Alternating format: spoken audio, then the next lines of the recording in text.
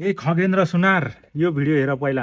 यही साइबरमा काम गर्छ सानो बच्चासँगै हामीलाई यस्तो बाटोमा आउनु दिँदैन। अनि त्यो बाइक त्यहाँ रोकेको थियो। अनि त्यो भाइ बाइकमै थियो त्यो भाइ होइन। अनि महानगरको बहिनी आउनुभयो मिना बहिनी होइन। अनि यहाँ बाइक लिएर राख्नुहोस् न पार्किङमा भन्दाखेरि म भइहाल्छु भनेर भन्नुभएको थियो होइन। भन्दा भन्दा उहाँले लक हालिदिनु भयो क्या। अनि पहिला त माइती घरतिर ताण्डव देखाउँथ्यो त, तार नाल जाली के लाएर त्यो गर्थ्यो त। अहिले त आफ्नै सरकार छ, त्यो पनि एउटा दलित यहाँ चाहिँ आत्मदाह गर्न खोजिरहेछ। त्यो कुरा बुझ्नु पर्दैन।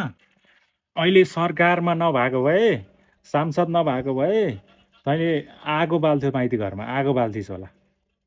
अनि जहिले हावातालमा उफ्रिएर कराउने यताउता गर्ने, अहिले चाहिँ आफ्नै सरकार हुँदाखेरि के गरिस्? छैन एउटा, खोइ त देख्दैन त कहिले पनि तँलाई त। यस्तो पाराले अनि हुन्छ जो पनि राजनीतिलाई टेक्ने